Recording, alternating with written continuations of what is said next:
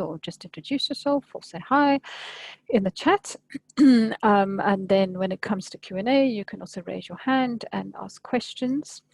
And yeah, so I'll just get started by sharing my screen with just a few slides.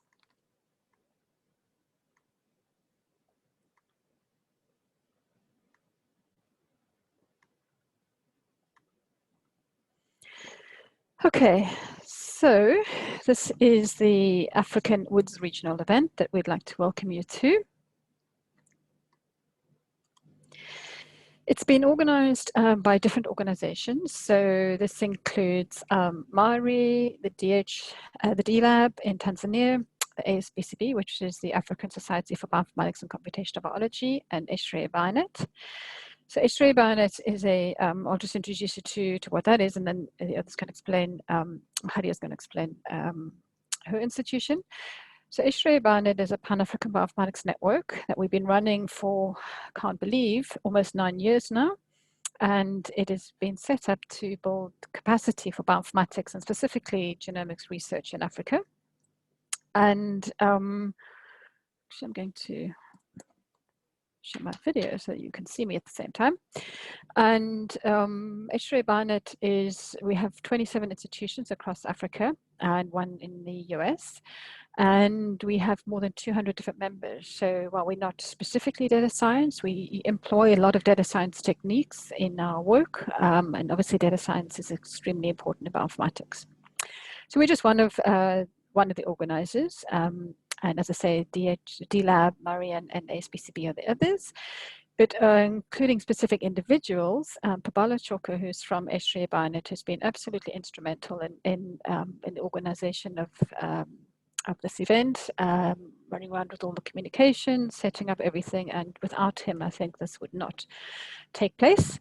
We also have extremely amazing input from Caleb Kibbett from SCP in Kenya, Mahadia Tunga, who you're going to hear from next, Jackie O'Neill, and Amel Bula. So they've all been on the organization committee, and many of us are WiDS ambassadors in Africa.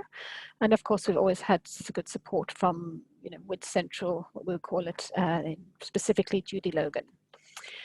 So thanks again to all the organizers. I will be doing thanks at the end.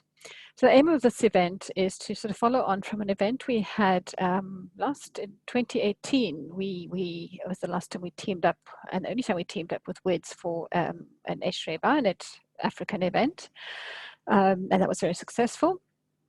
This event this year is aimed at women in data science, including students and staff in academia, government, and industry, and anybody basically who's interested from these fields in data science. And even though we're talking about women in data science, all genders are welcome. So we've got a great lineup of women speakers, but all the topics are very, very much of interest to males as well. So the aim is to engage with this diverse group of amazing women in data science through panel discussions and talks and a keynote. We want you to do some networking, so meet each other, find some other data science females in the industry and chat to them. Data science is extremely broad, so it'd be nice to match bioinformaticians up with people working in data science in very different fields. We want to do advocacy and really promote data science in Africa, especially for women. So up until yesterday, we had 360 people, more than 360 people registered to attend the event. This covers more than 27 different countries, and I was amazed to see it covers 5 continents. So we are stretching not just Africa, but North America, Europe, Asia, and Australia, which is just amazing. And people coming from academia, industry, and government. So we have reached the aim of addressing people from all these different industries or different sectors. So the event itself, we have 13 female speakers from these 7 countries. So again, a broad geographical spread of speakers and participants. We have a combination of talks, a panel discussion on the impacts of the pandemic on women in data science. And then we're very excited to have a keynote from UCT's Vice Chancellor, Mamokgethi Bakeng. And then we'll have a networking session. And then of course, this is in between the Stanford event. And we all know that today is Women's Day, so we're celebrating that. So there's a few suggestions for tweeting. There's some hashtags there, and you can tag our page, the WiDS Africa page. And we really hope that the event is exciting, that we have a broad range of topics, particularly looking at the impact of COVID and the pandemic, but generally on the challenges and excitements and opportunities for women in data science, particularly in Africa. So now I'll hand over to Macharia, who is also going to help with the opening, and will introduce the first speaker. And I wish you a very enjoyable event.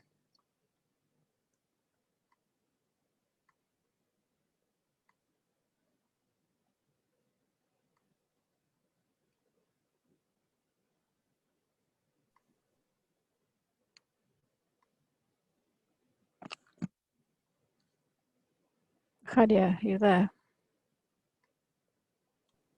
Hello. Oh, there you are. Hello, I am Hadia Tunga from Tanzania, East Africa, co-founder and director data science research and capacity development at Tanzania dLAB. I'm so much excited to moderate this session today, along with Nikki and other ambassadors. So just to give a brief on dLAB, dLAB's main vision is to ensure data is being used at different levels for decision making and informed policy. And we started running WiDS session in 2018, starting with WiDS Dar es Salaam, Tanzania. And this year we are excited because it's the first ever WiDS Africa that we are joining here with H3A Bionet and Mari. So we are so much excited to have you all here today. So without further ado, I would want to welcome Verena. The panel is regarding on impact of pandemic on women in data science. We all know how is challenging, especially in African settings where women are representative of social events, women are represented, women have to do home tasks at the same time official tasks. Now with the effect of pandemic, we are going to have a discussion featuring brilliant women in science. Welcome, Verena. Thank you so much. I'm just going to quickly switch on my camera so that you can all see me. Hi, everyone. So it's really exciting for me to be here today moderating this session. I have just prepared a couple of slides, nothing fancy, to just get us going. So today's panel discussion, and the first panel discussion for today, will focus on the impacts of the pandemic on women in data science, as Macharia has just introduced us to. And I thought a really nice way for us to kickstart this session is to actually get involved in a sort of word association exercise or word cloud event. So I've set up something on menti.com. So for those of you who have the ability to do this, I would like you all to please participate in this task or activity. Please visit www.menti.com. I've got it displayed here on the screen.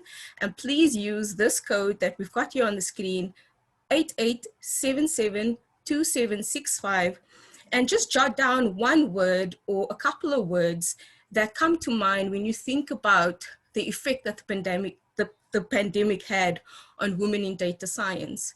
And I'm going to just quickly switch to sharing the results for those of you that do begin to start entering your words or phrases, and we can see them being populated as we progress with the session. So hopefully that's fine. Nothing coming in yet, but I hope that some of you will begin to enter a few words here. And you can all see my screen with the word cloud active. I just want to check that you are all seeing my screen.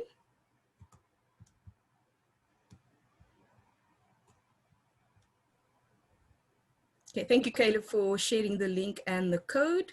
So I'm going to assume that you can all slides. We can't see this. We can't see the Menti results. We can see your slides. Okay, sure. Let me just stop sharing and switch back.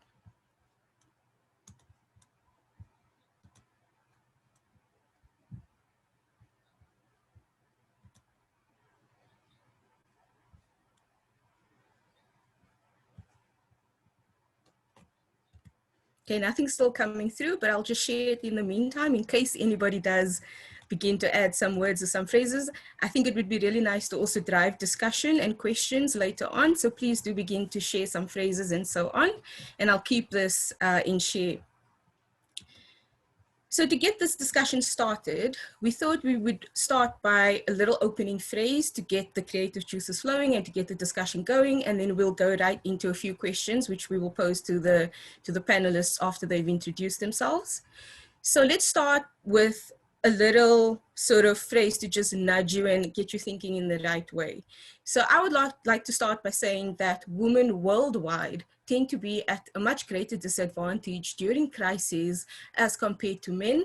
And while COVID-19 has shone a spotlight on the imperfect equality, diversity, and inclusion efforts within the workplace in developed countries, this situation is quite a bit heightened for women in developing countries.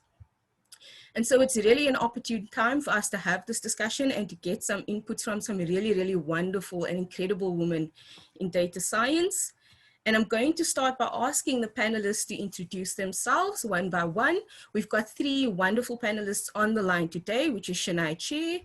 Rihab Wangari could unfortunately not make it, and she does apologize for not being able to be here today. Then we have Ruth Betha and Dominique. So Shanae, could I start with you? Shanae, could you please offer up just a quick introduction of yourself, just 1 minute? Thanks, Verena. My name is Shanae Che, and I work at the intersection of tech, policy, and gender. And I have been working as a researcher, so that's my understanding of data, but also currently looking at artificial intelligence, privacy, and data protection from a feminist perspective. And thank you for having me on the panel. It's really wonderful to have you here. Next, I will ask Ruth Betha Katuele. Sorry if I'm pronouncing your names incorrectly, and please do correct me if I am pronouncing it incorrectly. Ruth Betha, would you like to go ahead and introduce yourself?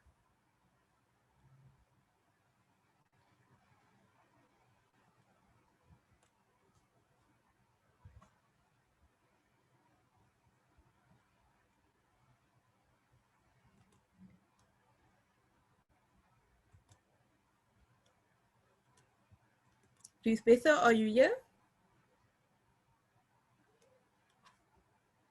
I just got a text from Ruth Betha. I think she's failing to unmute. We can go to next, and then I can. Okay, sure. Not a problem. Not a problem. We'll wait for it to get online. So the next panelist that we've got is Dominique Anderson. Dominique, would you like to just quickly go ahead and introduce yourself? Hi, everyone, and happy International Women's Day. And thank you very much for allowing me to be part of this panel. So I'm a researcher at the South African National Bioinformatics Institute. I'm also a team lead for biocollection informatics, and my other areas of interest are the transdisciplinary areas of One Health and metagenomics. Thank you very much. Thank you so much, Dominique, and it's really great to have you all here today. So I'm going to start with the first sort of easiest question and most basic question that I would like to pose. Sorry. Oh, hi, Ruth Betha is here. Great. Hi, Ruth Betha. Hello. Thank you, Verena. Hello, Thank you everyone. very much for making time to join us today. We were just busy with a quick round of introductions. So while you are here in time, would you like to just quickly introduce yourself? Yeah, my name is Ruth Betha Katuele. I'm a lecturer in the Department of Computer Science and Engineering at the University of Dar es Salaam in Tanzania. I am responsible with teaching, research, and consultancy in the field of computer science, and I'm actually supervising a lot of students who are working in data science research. Great, thank you so much. So all 3 of our panelists are here, so we'll start with the first question. I'm going to ask the panelists just 1 or 2 questions, but you are more than welcome to hop in and ask your questions to the panelists at any point in time. I will then randomly choose a few questions from the chat box if there are too many, and we'll see how many we can get through. But I'm going to get the discussion started by asking the very first question, which is the most basic question, and that is, how did the pandemic actually affect your work? I'll start with Dominique. Let's go Dominique first, then Shanae, then Ruth Betha. So the pandemic definitely influenced, work. It was, there's no doubt about it. I think, in the beginning, especially here in South Africa. When we started on lockdown level 5, we were very much under the impression that we would just have this 5-week period and then everything would return back to normal. And I think in the beginning of that stage, we spent a lot of time trying to keep up with research. We spent a lot of time trying to keep up with news. And it was less of an issue in terms of trying to figure out different ways to mitigate a year-long influence on work. So I think that during that time period, we were just sort of, we were naively thinking this would pass quite quickly. And so it did have an impact. And I think that what's become like even more of an impact now is the fact that we have to now really find ways to mitigate the length of this pandemic.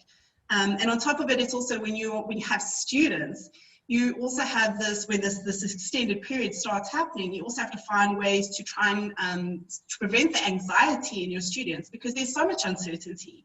And there's uncertainty for you as a researcher, there's uncertainty for the students that you're supposed to mentor and support. So it definitely has like a very, very big impact. And I think the impact, it's less of an impact if you already have research that deals with data sets that are already currently available. But if you have projects where you're actually generating data from scratch and you're not allowed to go into clinical settings and you're not allowed to go and get samples and those sort of things, I think that's where the greatest impact has been in terms of the knock-on effect on the data science as well. Thank you, Dominique. And I think you've hit the nail on the head with regards to teaching and the uncertainty. I think we've all experienced different levels of that, both as researchers and some of us as students. So I'm on both sides of that bandwagon. I'm both a student and I'm working. So for me, the uncertainty was really something that was really difficult to deal with. So I'm glad you mentioned that. Shania, we'll move on to you. Please tell me if I'm pronouncing your name incorrectly as well. No, it's fine. You're pronouncing it correctly. Yes, I think for me and my work, having been working around tech issues for a long time, the pandemic really catapulted the need for digital inclusion within the space. And it also highlighted the need for data. So you needed the data for the technological solutions and trying to understand the pandemic. But at the same time, there were also data-driven solutions such as contact tracing or the use of artificial intelligence to diagnose the different levels of the pandemic without the necessary protections around privacy and data protection. So what we really came to light was like there was a need for technology to be used in this context, but the safety nets that were needed were not being put in place. And I think, for example, one thing that we often struggle to talk about was the issues around online safety for women in their different capacities. And a clear example is what we just experienced around the invasion of the Zoom room and the use of racial slurs and sexist language and misogynistic language. And before, it was quite difficult to talk about this in like data spaces or like in technological innovation spaces, because it wasn't a lived reality if you were not a woman. But yet in this instance, we're people on a panel and our different genders, and we constantly experience this. So for me, the impact of the pandemic is that it brought to the forefront the need to have the appropriate technological measures put in place, but at the same time, the need to have safety nets around privacy, data protection, and also people generally having access to information, because there's a lot of misinformation that was being put out, and the systems that were developed to there were a lot of responses from social media companies to flag misinformation and disinformation around COVID as a way to protect the space. But before that, it was quite difficult to get these companies to build data systems that, systems based on this kind of data to respond to these issues. So that for me has been like a double-edged sword when I think about how the pandemic impacted my work, the need for more data, but at the same time in getting that data, the need for protections to be put in place so that people are not exploited during the pandemic. Great, thank you so much. And I totally agree. When it comes to online security, ethics with data sharing, data privacy, there's a lot of growth and a lot of room for growth and coming together and collaborating and finding useful solutions and finding solutions that work, especially in Africa, because they are quite different often the solutions that we have as compared to more westernized countries. So I think that's also a very good point that you raise, especially the need and the disparities in technological ability, I think, across Africa. But I'm going to probe that in the next question. So I'm going to put a pin in that there and just go move on now to Ruth Betha. Ruth Betha, how has the pandemic affected your work? Okay, thank you, Verena. The pandemic has definitely affected my daily routine as we had to shift to online mode of teaching and virtual meetings, on which it was sometimes hard to even conduct lectures and participate in online meetings, especially in case of a power cut and unstable network connection. As we all know, we are in developing countries where our electricity is not that much stable. But also, despite of having so many limitations or negative impacts on the pandemic that has caused in our work, but it's also associated with some advantages.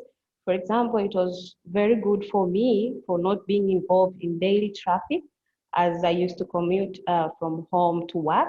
Thus, I was able to finish the work early at home and had enough time for house chores. And I was also able to attend various conferences and meetings virtually without worrying about the travel costs and other logistics. Yeah. Great, thanks, Ruth-Betha. And I think a lot of us can attest to being happy about the lack of having to sit in traffic anymore. I myself used to spend between 3 and 4 hours in traffic every day, and that's 3 or 4 hours that I get to work now. So, I mean, to me, that's been one of the best bonuses living in Cape Town in a CBD. The lack of traffic and needing to sit in traffic was a big plus for me, I must say.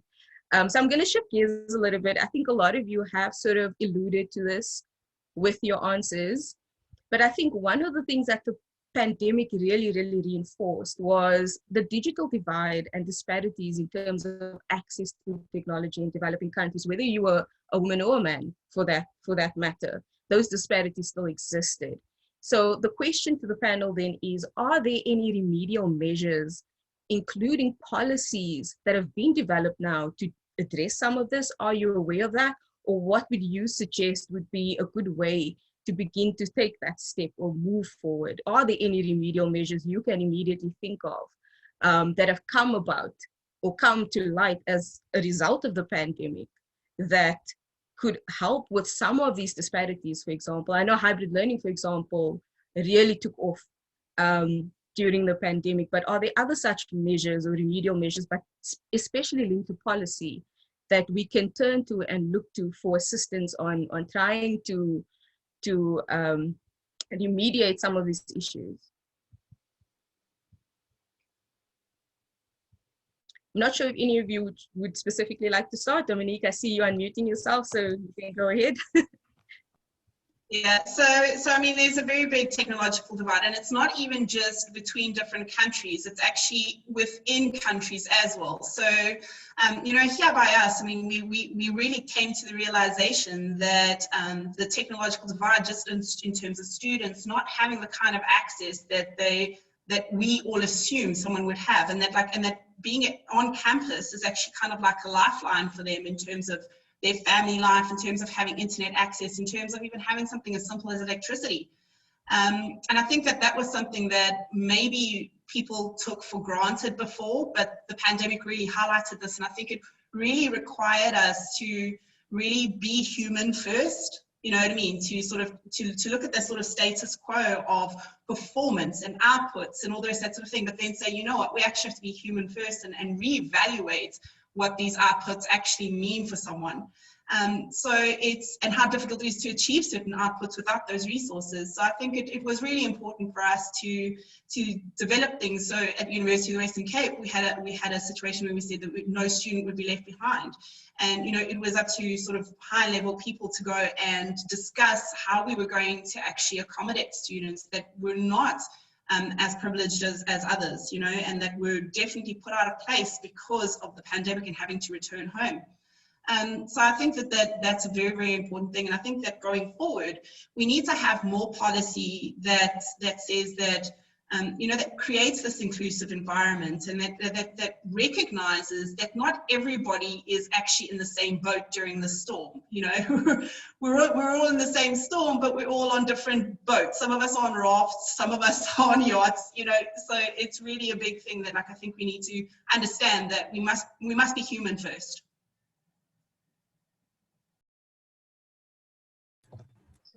Thank you, Dominique. Shania, I know you were unmuting yourself as well, and I think you would have some great insights here too. So anything to add to what Dominique has said, or you want to build upon what she said?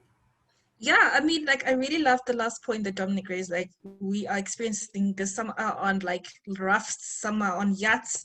And that for me has been one of the key issues in thinking about the policy recommendations, that what we've seen and what we've realized is that when the pandemic started, everyone thought, oh, this is the great equalizer. It wasn't, because the reality is that what it played out in a context of already existent inequalities. So the policy solutions that some of us have been pushing for a very long time has been trying to ensure affordability of the internet, right? So as everyone was trying to get on connected and everyone was being told you're going to be doing online schooling, the cost of data was still very expensive just to connect to the internet. So that also is a particular issue. So we did see some solutions that South Africa in particular passed us a policy recommendation that already had been existent, where there would be like lifeline data that people would receive. But in other countries, we didn't see that happening. And then we also have the quality of connection. I don't know how many times I've gotten into Zoom calls where it's like, oh, my internet has dropped, or, you know, someone freezes. And that also really was an issue, where then some policymakers then released Spectrum, which has always been argued as that it would improve the quality of connection. But again, it's something that we didn't see consistently across countries. We saw it happening in particular countries, but this is a conversation that had been existent way before the pandemic happened, right? And then you also have the issue around, I mean, like, I really stress this, but the issue of online safety, where it's a matter of like, you know, when the Zoom attacks started happening, initially Zoom's policy solution was, if you pay for it, we'll make it more secure. But what does it mean for everybody else who can't afford to be paying a $14 subscription every month, let alone might not have the credit card to put up the system? So for me, that's also another issue of that they were online safety issues that needed to be put forward. And thinking about data in particular, where, for example, in South Africa, the online domestic violence act was being amended, and it was an opportunity for us to actually put forward a position that the data that's going to be collected as they're putting forward a technological solution for people to report on these platforms needs to be protected. And at the same time, we have to recognize that these platforms also are spaces where gender-based violence may also happen. And I think another policy solution that we often, you know, like think about is also skills, which was mentioned by the first opening speaker, the need to raise the digital skills and capacity of people as they're on these platforms. These has either happened, you know, organically, where governments are meant to have a lot of money channeled towards digital skills. But what has happened is that a lot of the training has been happening peer-to-peer. We are literally teaching our family members to use platforms where they weren't using them before. And at the same time, we're trying to get governments to not just roll out laptops and computers, but to also think about skills and capacities.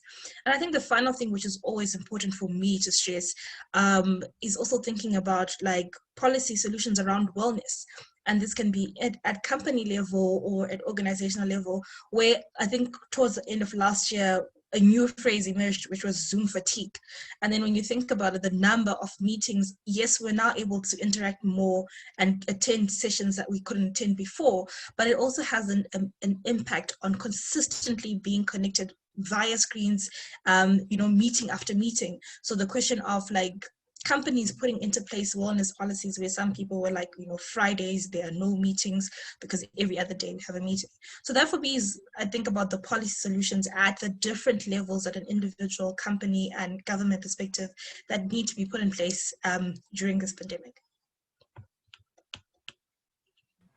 Thank you so much. That was really a well-rounded answer. Actually, you've touched on a lot of key points, and I'm glad that you have, because surprisingly, we are actually almost out of time. We haven't even had that much time to get into things, and we're already out of time, which is great because it means that the discussion was flowing really well, and we have a lot to say, which is always a good thing.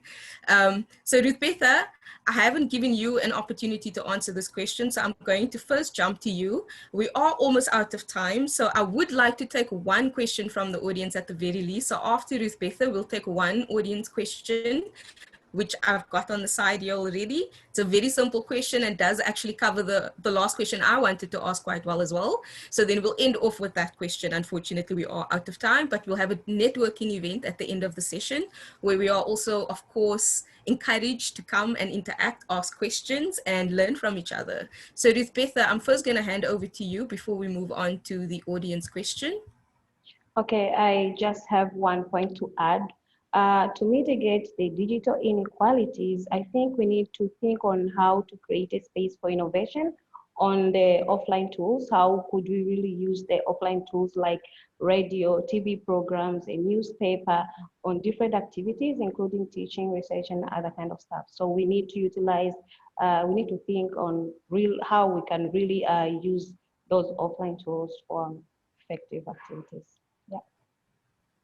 Thank you actually for that, because that actually takes us quite nicely into the final question for today. So Winifred actually asked in the chat, what do you think can be done to better prepare women in data science, especially in the case of another pandemic, not of a better pandemic, we don't need better pandemics, but in the case of another pandemic, what do you think can be done to prepare women, and what role can women play in data science? So Shania, or Ruth-Betha, you've been called on last quite a few times now. So Ruth-Betha, why don't you go first on this question? I think it's a very good question. Yeah. Okay, thank you. I think we need to stay at the four point. We need actually to have first acquire the skill sets, which will help us to do the research in the data science. As Amelia said earlier, we need to think on how we can collaborate with different people in the research or industries and other stakeholders. So we need to think about that. And we also need to think of, we need to understand our inner strength, the commitment on how to work on the data science on overall. So we actually need to somehow come out of our shells, out of our comfort zone, because I believe we can do everything as long as we are committed. Yeah. That's a really, really nice, short and sweet answer, and a really fantastic answer as well. Shania, do you want to go next? Sure. I think for me, it's 3 points. The need to ensure that there's collaborative work with people from other humanities and social sciences backgrounds. Secondly, to actually fund women in data science with whatever projects that they come up with that are likely to be responsive to the issues at hand, not just sexy projects that, would get easier funding. And then thirdly, I think it's important to ensure that there are support infrastructures that allow for women in data science to actually take the lead and actually develop necessary solutions, because we know the inequalities within the data science community in terms of representation of women. And so therefore, it's important that there are support infrastructures that allow for this community to actually be responsive to any issues. Great. So then we'll end off with Dominique. Dominique? So it's a very, very good question. And I think that this pandemic has really prepared us to have some foresight going forward, because I think we're well aware that, this is not the first time, it might not be the last time. But I think it's prepared us to try and put things in place that will serve us in the future. One big thing that I feel is that, especially considering just the anthropological issues that women in general are experiencing during the pandemic, like a lack of schooling or gender-based violence or things like that, it's going to be even more important that we encourage more young girls and women to enter the science stream, which is already a male-dominated field. So I think it's up to us women to become bigger champions to encourage young girls and women to enter the stream. Not only that, is if we have this thing in place where we're asking women to come into the science stream, is we have to have very, very good policies in place to support them. And I think it's also important future-wise is the status quo of how we measure successful scientists or successful researchers needs to be evaluated in terms of the impact that it has had on women. So, for example, you might not have the 700 outputs that you are usually measured against, and there needs to be sort of consideration for that. There needs to be consideration for more flexibility going forward. You know, greater flexibility when you're evaluating women in leadership positions and promotions, you know, to understand that there are other metrics which can be used to sort of like to promote women in this sort of line. And it's just, we need to just really accommodate women, because they do face different challenges to the sort of male scientists. And I just think it's important that we recognize that, and we have these conversations, and that women also become more higher, you know, they fit in more higher decision-making bodies as well. Definitely, definitely. I think you've all touched on various aspects of the same point, and I think that's great, because you all are looking at it from a different perspective, and that is really wonderful. One of the things that I just want to end off with is that one of the things that's very apparent in all of your answers is preparedness. We need to prepare, and we need to be well prepared, and we need to support each other and collaborate as part of that preparation. And I think without collaboration, we're really not going to go very far. And that's one of the key things I think that the pandemic has really highlighted, is that collaboration is still not where it needs to be for us to tackle these kinds of pandemics and events well enough to actually have it be, you know, truly impactful and help everyone. And that's very difficult at the moment. But I think we are improving, and it's highlighted a lot of issues. And so when we find issues, we can address them. And so I think that from that perspective, we are at a unique sort of precipice to not repeat our past mistakes. Although we probably will as humans, we're at the point where we can move forward together. I must say I'm quite disappointed in this word cloud. There's so many negative things being said here. I just want to end off with the word cloud, because we started with it, and now having had this discussion, I hope your mindset has changed a little bit from all these negative connotations: stress, increased inequality. I'm sorry to read that there's domestic violence on you, but of course that is a factor. It's a real thing that we all need to deal with as part of our daily lives for many women. There's things like fight for time to work. That is very disappointing, I think, as women, that you need to fight for time to work, that it's not as accessible. Time is not as accessible to everybody. And so I think that you should look at this word cloud and really take note of the words that have been put here. And let's work together as women in data science to make sure that during the next pandemic, women are not faced with these words and connotations and feelings. It should be better by then, hopefully. So at least 50% of these words should be positive after the next pandemic is my hope. And so I will stop there because we are out of time. So Mahadia, I'll hand over to you. And I would just like to say a very, very big thank you to all the panelists for all of your very amazing and useful insights, and for making time to be here today. I'm very excited to be here. You can see I talk a lot, so I'm very excited about this event, and I really hope that you guys enjoy the rest of it. Thank you for allowing me to be a part of it. Thank you very much, Verena. That was such an insightful discussion, and I think we have all learned a lot. I like the idea. I mean, the point raised that we were naive to think that the pandemic is going to quickly end, but yeah, we have to figure a way on how to live with the pandemic. Think of online safety, think of offline tools, etc. It was such an insightful panel. And when I looked at the visual regarding the point that we are raised, multitasking and childcare, I think most women can testify during lockdown. That was the key issue. Thank you very much, Verena. So next is going to be Samer Elsher, who is going to talk on graduating during a pandemic. So Samuel is a postdoctoral researcher from Cape Town University with an interest in bioinformatics and imaging genetics. Samuel also is a tutor at the African Institute of Mathematical Sciences, who also volunteer to teach at the carpentries. Welcome, Samuel. You have 7 minutes for presentation, and you have 2 minutes reserved for question. Thank you, Karibu Amel. Thank you so much for the introduction, and thank you so much for the invitation. My name is Tamara Sheikh. I am currently a postdoctoral researcher at the University of Cape Town, and I also recently joined the Center for Addiction and Mental Health in Toronto. to continue doing my research there. So I'm going to be presenting on graduating during the pandemic.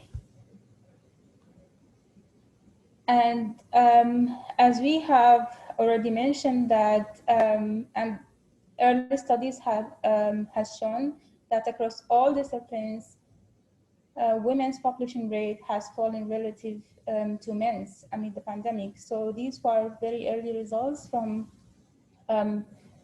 March, April 2020, as we can see in the orange color here,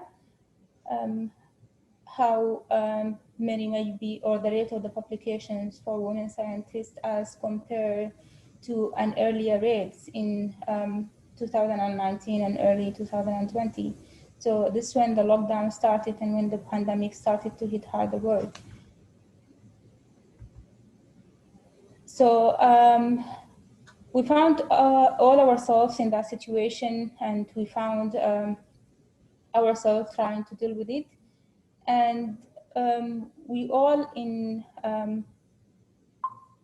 research or in academia have expectations. So for someone who is doing a postgrad studies or doing PhD, masters, we will have so many challenges that can vary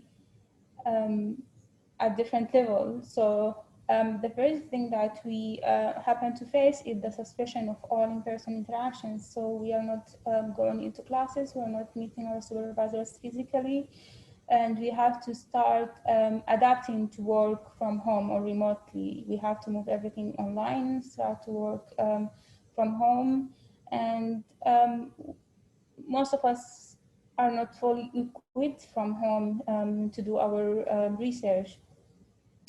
And also we have the lab and room capacity as the regulations started to change. So some of us needs to do a wet lab and get a wet lab experiments and get some results, and we have still capacity. So like besides the normal challenges that you have to do your booking and come at specific time, there's still like capacity for related to the pandemic, and that all caused our results to be delayed, and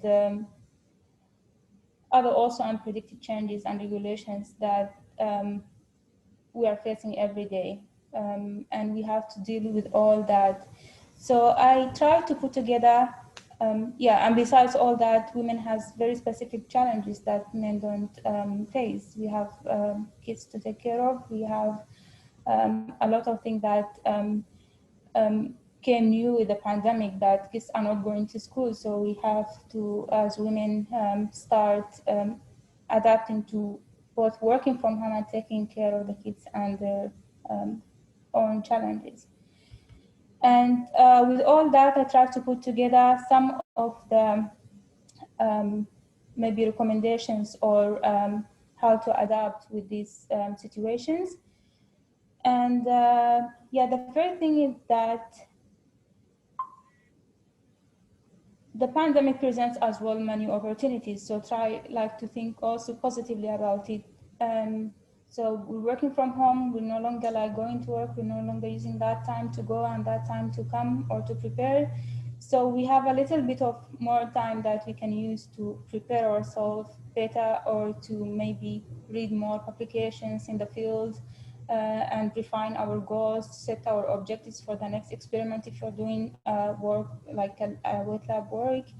And also we have a little bit of time to socialize with family and friends, and that's also recommended during this time, not to be alone, and to spend also some time away. Like if you are feeling very maybe overwhelmed, take a break and come back stronger, come back more fresh. And remember always that you are not alone. The pandemic is affecting not only you and your lab, but it's also affecting the whole universities, affecting the countries, affecting the whole world. And also try to be resilient. So resilience is very important here, to keep reminding yourself of all the above, and as well to try to learn to be resilient and to expect all the previous challenges that were mentioned. And most importantly, that we are facing a lot of problems that are new to all of us. So talk to people. Everyone's experience is different. Everyone has some recommendations to share with you. So for example, here I try to remember all what my other colleagues has faced and how did they recommend when I spoke to them. So this will always help, and also be thankful. And remember that it will all one day be over. The world has already started to vaccinate people, and we have more than 3 vaccines that are starting to be taken worldwide.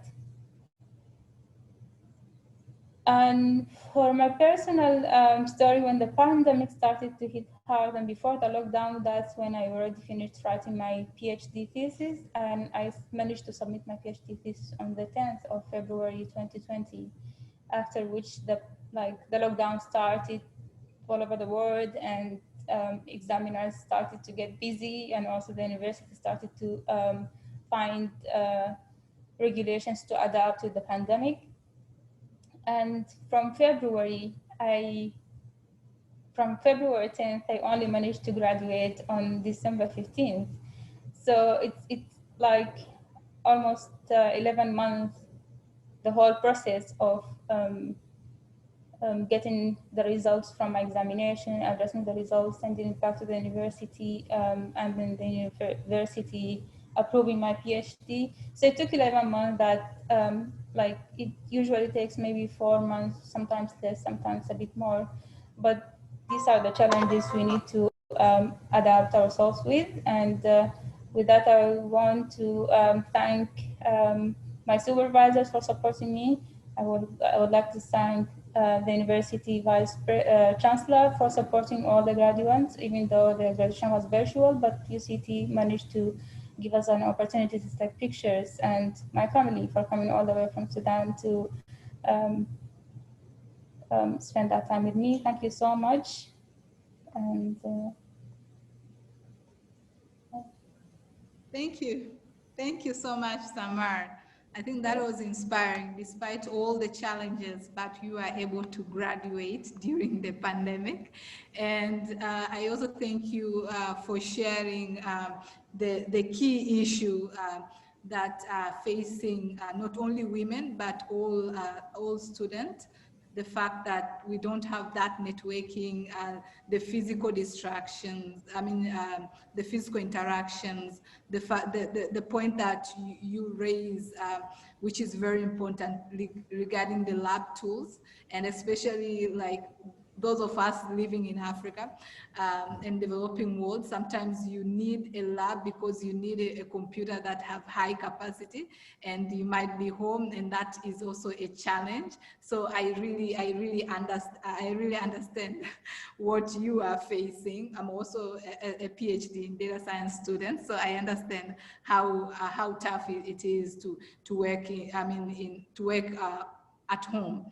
And I like the points that you shared, not only shared the challenges, but how to adapt to the situation. And the key thing that I left with, that we are not alone. It's okay to ask for help. And also we can use that time to for our own personal issue, take time away, etc. I think that was very useful. And congratulations once again. So Amel, why is Amel in my mind? Samar, you have a question from audience. Can a data manager become a data scientist? Well, a data scientist is I like to think about data science and mathematical sciences and statistics as a tool that people can learn to apply in so many fields. I work in the health sciences and medical field. I do bioinformatics, but I could have chosen to do something else. It's a skill that everyone can learn, And yes, the answer is yes. I myself assist and provide some teaching to researchers with the carpentries. So I can see people who don't know anything about programming or data science starting to learn it, and it's impressive. So yeah, you can do anything. Thank you very much, Samer. And I like the point that data science is a tool, and the fact that people from different backgrounds can become data scientists, so long as they learn the core skills, programming, mathematics. Because as you said, data science is really a tool, because we need to have data scientists. In the medical field, we need to have data scientists in chemistry, mechanical, everywhere we need data scientists, because they are able to understand the context. So yes, a data manager, they can be able to upgrade themselves. Everything is possible, and pursue their future, their career in data science. Thank you very much. Thank you very much, Samer. Next, we have Helen Maziku and Catherine Cress on launching your career as data science consultant. So this panel featuring brilliant women in data science space who are going to tell us how can we find our way into the data science consultants space. So both speakers will have 7 minutes each, and then we'll follow up with 2 minutes each for the question, if any. So Helen, you are next.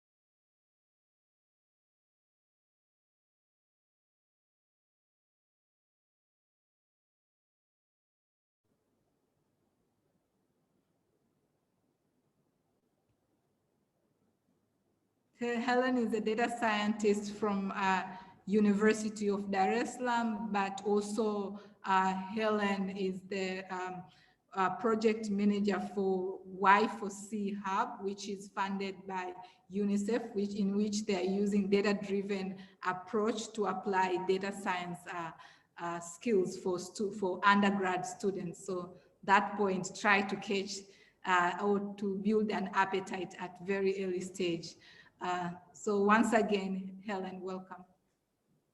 Thank you so much. Can you see me? Can I be seen? Again. Yes, sorry.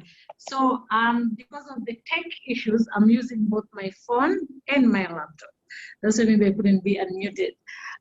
It's very nice to be here in this conference of great minds and great women at the first ever conference, if I may say. As Mahadia has said, my name is Dr. Helen Maziku.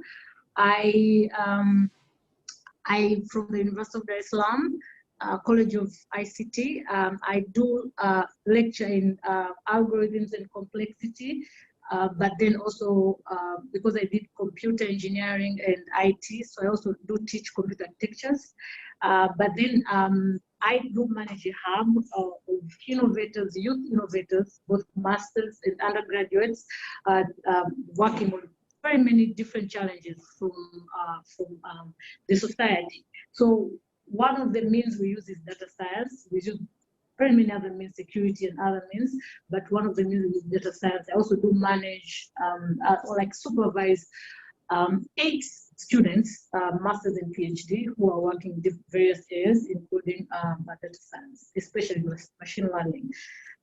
So as I was listening to the talk, there's a question that someone just asked right now about, I think that's can a data manager be a data scientist? So maybe we can leave that to the end, but I wanted to kind of, because I have just 7 minutes, I wanted to kind of just give key points on how we can launch as women, on how we can launch our careers as data scientists. I've just summarized some few points, but I'll expound on them. So the first number one thing that I would share is we always have to specialize. We have to know what we want to do. When you're offering services, especially in data science, you have to know what you are offering. For example, are they models? Are you developing models? Are you maybe just helping to optimize maybe sales and operations within a company? Are you developing decision? Are you offering decision support using tools and data science? So you have to understand what you want to do, because you can't do everything. So at the end of the day, when somebody is when we do to me, I think one of the reasons that we fail to launch our careers or like to make them take off is because I want to do everything. At the end of the day, you cannot do everything. So even when it comes to technologies, you want to do Python, you want to do pandas, you want to do all the scalable databases, you want to do all the programming, you want to handle the data, you want to visualize the data, you want to know all the machine learning algorithms from SVM. You can't know everything. So it's when you put yourself out there to offer everything, you will do, but it will not be that good. It will be you will end up being kind of like mediocre in everything, but not good at one thing. So I would urge us to be able to specialize, and especially maybe if I talk about specializing, have your area, your domain challenge area. Is it data science for health? Is it data science to support decisions? Is it data science for energy? Is it data science for cloud? I've seen consultants who just work on migrating, maybe using data science to migrate data to the cloud. There's a lot of data science that has been used in that area. So it is important to be able to kind of like map out an area that it's because, for instance, I've had some challenges when I've been consulting. Maybe you are in a team and you're one of the members, maybe you're not a lead, and it's maybe a science, health-related service that you're supposed to offer. Maybe somebody says we need to apply for ethical clearance. We need to be able to understand the sensitivity of the data, because this is case data. And maybe somebody else is doing the cloud, so they never understand all these lingos and all these terms. So you cannot do everything. So if you know that I'm interested in health-related data science services, so it will help you to actually be keen with everything, to understand, to learn. From the, maybe for example, disease modeling. I came to realize during Corona that how scientists are modeled, data scientists collaborate with maybe epidemiologists to model disease is different from how we do this other modeling into statistical modeling. So I cannot emphasize more than this, that try to find an area and go deep, like go deep in that area and then be known at that. So when they look up, when they're looking up at different consultants to consult in an area, then they will think of you immediately. And then another thing, which is general, I don't think it's related that much to science alone. I think it's just general as women to be consultants. I think authenticity is very important. I have seen work, maybe a consultant is given a job to do, and then from the beginning of the contract, maybe to the end, the work is not excellent, it's not authentic. So one of the things that one of the observations that I've seen is planning. From the time you sign that contract, always make sure that at your fingertips, the terms of reference are within your fingertips. You know exactly what's required of you. So it will help you to kind of like, it will guide you, shape you. Sometimes as women, it's a good thing. It's a double-edged sword. As women, we want to offer, So sometimes the job description says maybe you will work with women, or maybe of age group this and this. And then you go beyond, maybe you go beyond, you find so many people, and then it takes you a lot of time for the data collection to be able to get this report, to interview them, and then you're going beyond. So you have to be able to, from the time you do that. Helen, can you stay close to the mic, because we cannot hear you very well. Oh, I'm so sorry. Can you hear me here now? Yes, I think Pablo raised a hand. Can you hear me? Hello? We can hear you. You just have to stay closer to the mic. Thank you so much. I'll step closer to the mic. So, as I was saying, so you have to plan from the time you're signing that contract, reviewing to the time you're looking at those requirements.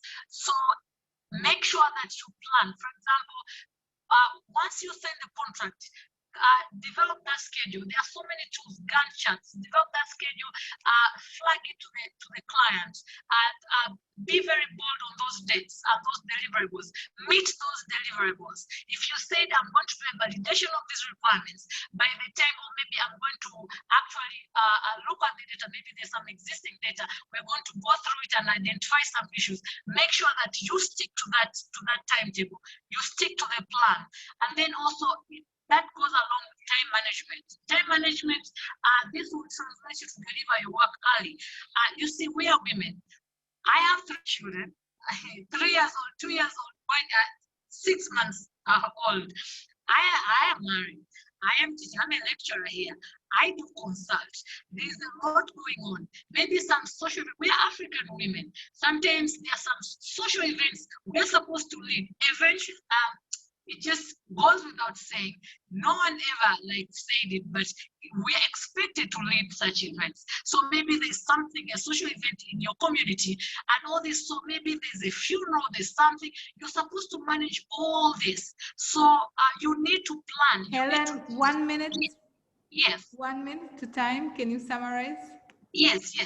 So then there's also team management. So once you consult, we expect your career to take off, and that means we expect your portfolio to grow. We expect you to offer more services. You're not going to be able to do everything alone. You're supposed to have to identify, I don't say talent, but people on your team who can fill the gaps. Maybe people who are public speaking, some people can do quality and evaluation, some people can do documentation well, stuff like that. So be proactive with this. Just spot these gaps and be able to fill them in. And then learn to co-create, use existing tools. And then the last part that I want to talk about is be current. Right now we're having this amazing data science conference, and then but also there are so many other networking events. There are webinars that exist, there are workshops that happen, there are conferences.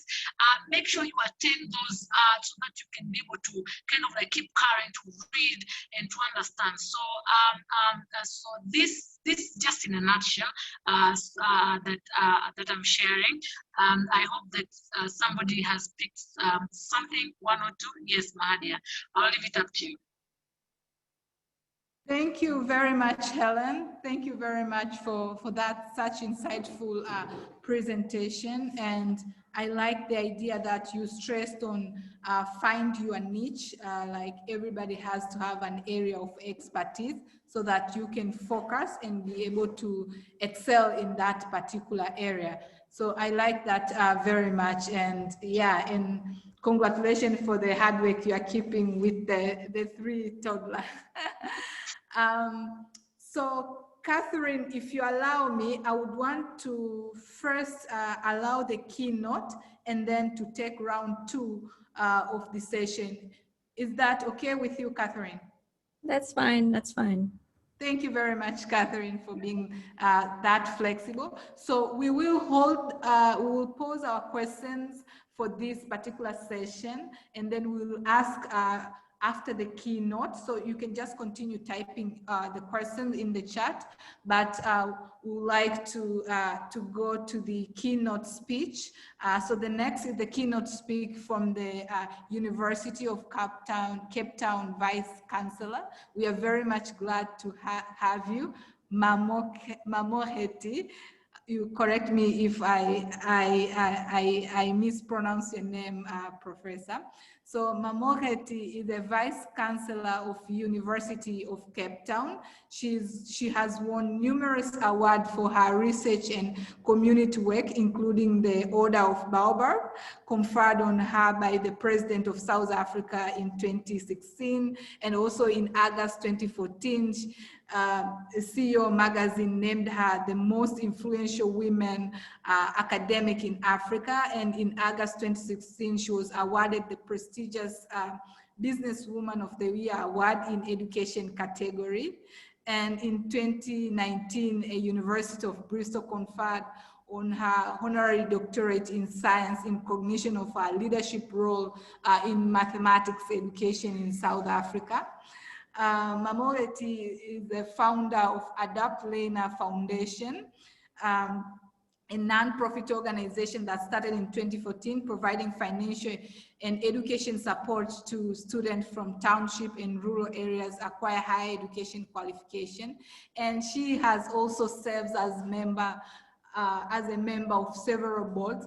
As you have heard, she has done a lot of work, not only in her career, but also in dedicating her work in assisting graduate students, university students. I've also seen a couple of her videos in YouTube on how she's dedicated to help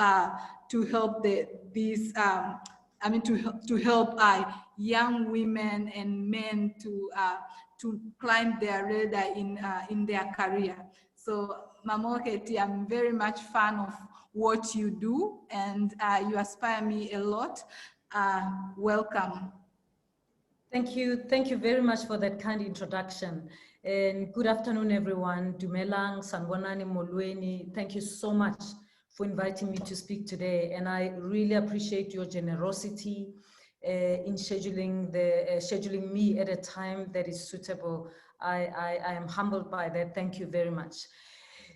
As a woman scientist and a leader in higher education, I have to salute the organizers of Women in Data Science for what you're doing to transform this sector. Data science is a relatively new field, and so it is surprising that in many ways it reflects very traditional views about women's roles in information and the future of the world. So I'm excited to share with you what I believe is significant about the role of women in data science. In my mind, the significance of women in data science is not only about unleashing women's potential.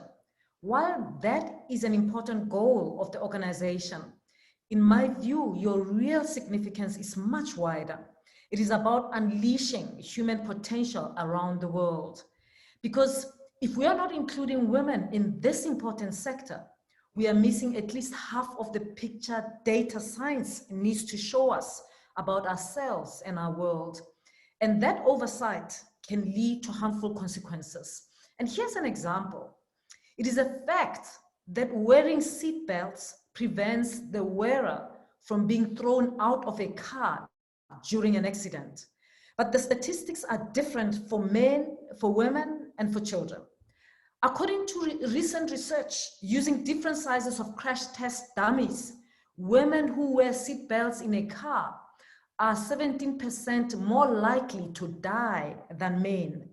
And they are 47% more likely to receive a serious injury and are 71% more likely to receive a moderate injury than men who wear seatbelts in similar car crashes. Children have a higher possibility for head, abdominal, chest, pelvic, and leg injuries in a vehicle accident while wearing seatbelts.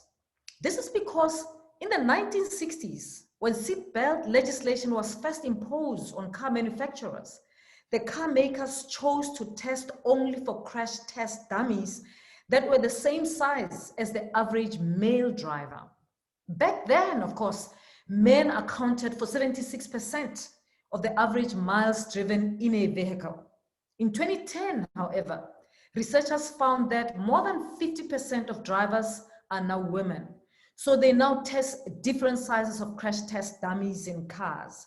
In this digital age, information is a raw resource for understanding our world and making clear-eyed decisions about our future. Data science equips and trains us to collect, analyze, and manage that information. But if data science's focus is skewed, if it relies on only a slice of our human population to draw up the questions we ask, to collate and analyze the responses and provide informed analysis, then data science runs the risk, very real risk, of gathering incomplete data and misinterpreting it. To gain a holistic view of our world, we need to consider the many different voices and perspectives that the world holds. When data science offers a limited viewpoint, it means that across the planet, we are rushing into a very rapidly changing future with one eye shut and the other eye only partially open. To steer us into the future with both eyes fully open, data science needs to include the perspectives of women, of course, and Africans, and other races, and people who grew up in poor communities, and people with disabilities, people who represent different sexualities, cultures, religions, and languages. A few years ago, university protesters across South Africa coined a phrase that we need to apply across data science: nothing about us without us. Average statistics across multiple studies show that women fill less than 20% of data scientists' roles.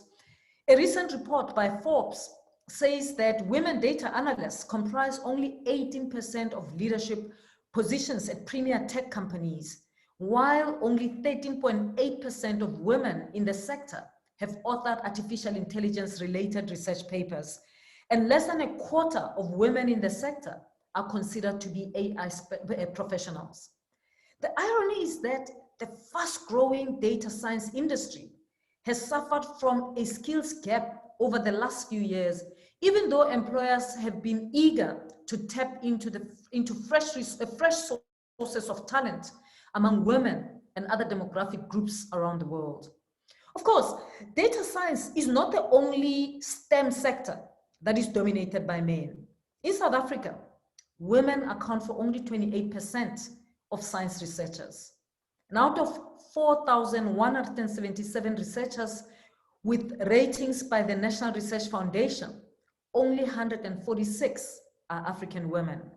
The Department of Higher Education, Science and Innovation found that Black women academics were the most underrepresented group in the sector at 16.1%. This gives an idea of how unusual African women researchers are in South Africa. And those of you who are at the University of Cape Town know about Vision 2030 and our proposed new institutional strategy, which is built around 3 pillars that are fundamental to UCT's academic project: excellence, transformation, and sustainability. It focuses on UCT's identity as a global university in Africa that is committed to unleashing human potential to create a fair and just society. To unleash our human potential, we need to recognize, identify, and address the ways we have leashed our potential as human beings. By leashing our potential as individuals, we also leash the potential of organizations we work for, and of entire sectors such as data science. For instance, industry analysts warn that male-dominated data science ignores the possibility of inherent bias that men and women may bring to analyzing and interpreting information. Gender difference in brain structure and function is a relatively new area of study, and the ramifications of the research are open to debate. However, neuroscientists have logged physiological differences between male and female brains. As one report puts it, men and women appear to have different ways to encode memories, sense emotions, recognize faces, solve certain problems, and make decisions. Since the brain controls cognition and behaviors, these gender-related functional differences may be associated with a gender-specific structure of the brain. Analysts point out that these differences mean that interpretations and biases between the two genders can be significant, especially when it comes to the analysis and input of data. And this is a critical concern when it comes to data science dominated by male points of view. On the other hand, different ways of thinking can help data analysis to achieve a more accurate consensus about the data that is presented. Of course, humans bring other kinds of inherent bias into data analysis. Joy Builawini, a Ghanaian American computer scientist and digital activist based at the MIT Media Lab, founded the Algorithmic Justice League to challenge bias in the decision-making software. Her research has found that facial recognition error rates in commercial AI services are only 0.8% for light-skinned males, but 34.7% for dark-skinned females. This was attributed to a lack of awareness on the part of data scientists that prevents AI from maturing. A report in Forbes says organizations will always fail to harness the full capacity of the digital innovations without including women, as machine learning technologies will be fed a constant stream of biased data, producing junk results that are not reflective of the full picture, causing potentially catastrophic harm to organizations. And this quote can also apply to ethnic and national inclusivity. A survey on diversity in US data and analytics in 2020 to 2021 reports that only about 3% of data scientists in the US identify as Black. Women can bring approaches to data analysis that address issues that have been overlooked.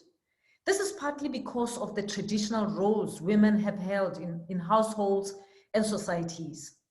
Advocacy organizations like the United Nations have noted the critical role women play in establishing positive change in their families and communities, because they tend to be more attuned than men to the needs of children, the elderly, people with disabilities, and other marginalized groups. They bring an important outlook to the STEM careers that will help drive economic innovation, social well-being, inclusive growth, and sustainable development in our society. For instance, the leading cause of childhood death in South Africa is road accidents. UCT civil engineering professor Marianne van der Schuren is doing research on reducing child injuries and fatalities on South Africa's roads, in conjunction with UCT's Division of Pediatric Surgery. Another woman engineer, Professor Genevieve Langdon at the University of Sheffield in the UK, she was director of the Blast Impact and Survivability Research Unit at UCT for 5 years.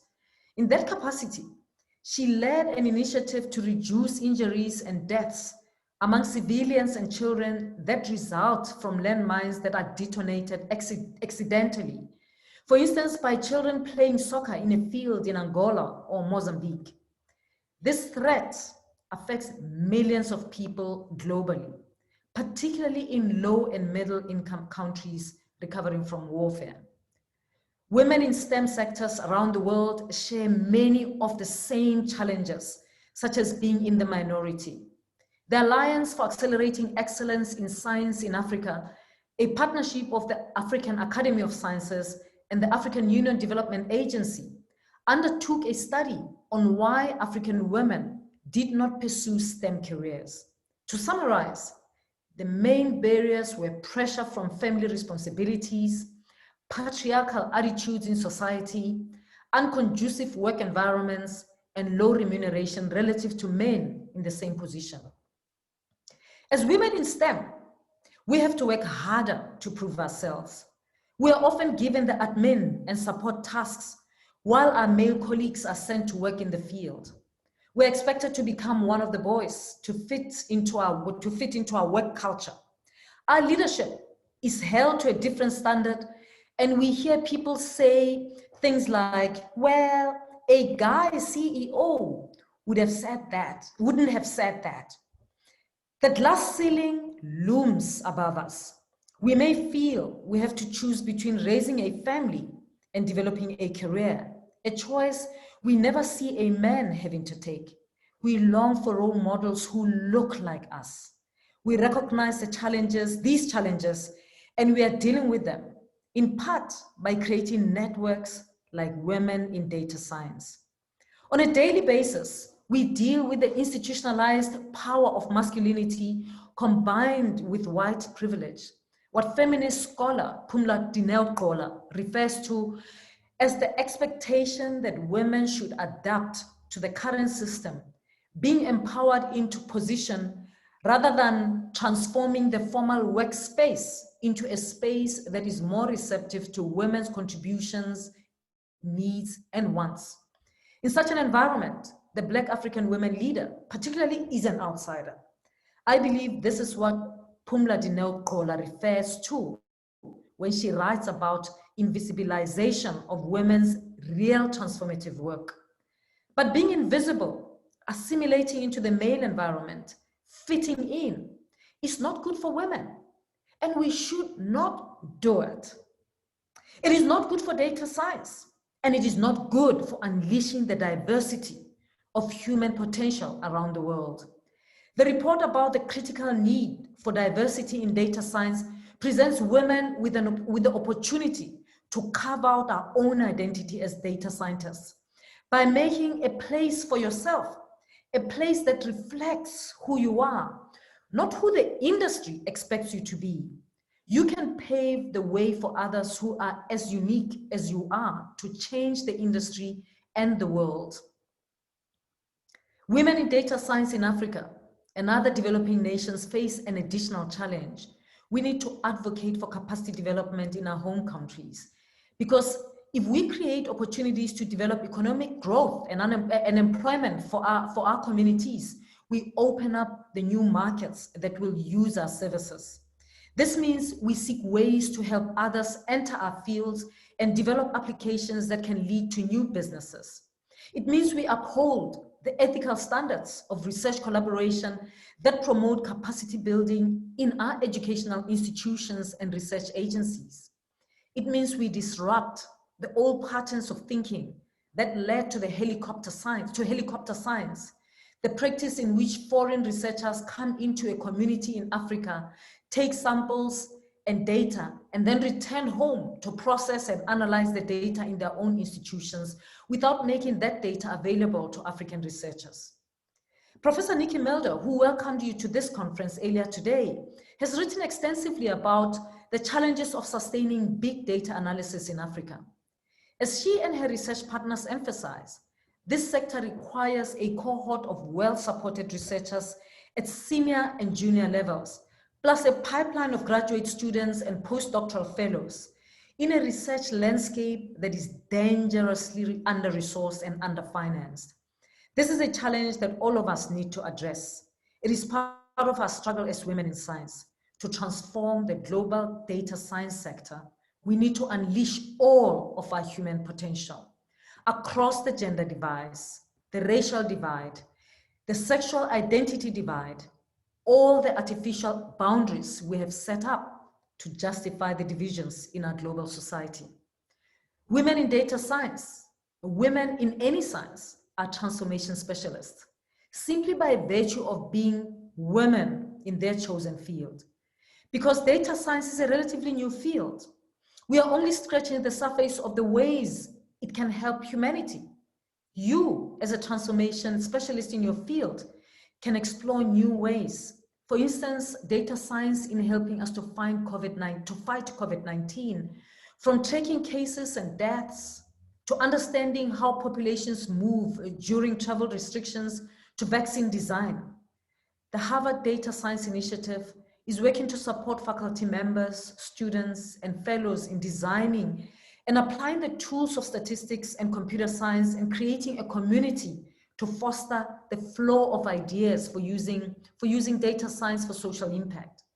One of the recurring themes that has been revealed in surveys of men and women in science and technology is that women tend to place a higher value on applied impact-driven work that men do. And because of this, women seem to avoid data science because they don't see its potential for making a positive impact on people's lives. A recent study by BCG found that a very significant share of STEM students across countries appear to have a less than positive view of the work content and culture of data science. Their view, interpreted bluntly, is that data science feels abstract and without sufficient purpose, and that the culture seems overly nerdy and competitive. And this perception, in turn, discourages women from entering the field. Data science started as a male-dominated branch of technology from the global north, but it doesn't have to stay that way. And it would be dangerous for it to stay that way. African researchers are expert at adapting new technologies for use in African settings that have limited resources. We can do the same with data science. African women are uniquely placed to improve people's lives through this sector. We have a close understanding of what kinds of questions need to be asked, how to work with local communities to get the information researchers need, how to interpret the cultural significance of that data and how it might influence scientific outcomes, and how to present key findings so that they can be useful to policymakers, business stakeholders, and the community. One of the many development agencies have started asking, one of the questions many development agencies have started asking since COVID-19 came into the world is how we can meet the sustainable development goals set by the UN for the year 2030. If the pandemic has a silver lining, I believe it is this. It has made the global north aware of how much poverty and inequality exists within its own borders. It has demonstrated that meeting the SDGs truly is a global necessity, not just for poor countries. Rich countries are just as vulnerable. Rory Horner, a researcher in globalization and political economy at the University of Manchester, wrote as early as January 2018, the universality of the SDGs and the Paris Climate Agreement of December 2015, as well as the necessity of confronting planetary boundaries for human development, highlights the limitations of the North-South divide of international development. That the blurring of the boundaries between developed and developing countries is now formally recognized is evident in the World Bank announcement of April 2016, that it will no longer distinguish between the two groups in its annual World Development Indicators. As more new research requires multidisciplined approach to address the world's wicked problems, data scientists are going to play an even stronger role in helping fellow scientists to understand the nuances that need to be addressed. Women in data science today are uniquely placed to step into the gaps within the industry and help lead the sector into paths where it can help to unleash human potential into the world. That is a formidable task, one that is worthy of women in data science, and I look forward to seeing how you take up the challenge. Thank you very much and all the best as you continue with engagements in this conference. Thank you, Chair. Thank you very much, Professor. I think everyone is agreeing that was such an inspirational talk. And I like the point that you stressed by giving an example on how it is important to have female data scientists, especially when you talked about the seatbelt for women and children clearly shows that there is biasness in the models that are being developed, because they have only considered one factor. So we need women to be at the forefront so that we are being represented. And I like the way you have kept the statistics, that the way the statistics have shifted from 1960 when the legislation was passed, when we had over 60% of men drivers, but now in 2010, the world has shifted and we have more female drivers. So clearly that shows that there is a need to have female data scientists. And I like the point that you stressed on again, that we should not try to fit in, but rather we should strive for the excellence, because women in data science should play the role in the transformation process. Thank you very much for that. I have one question for you though.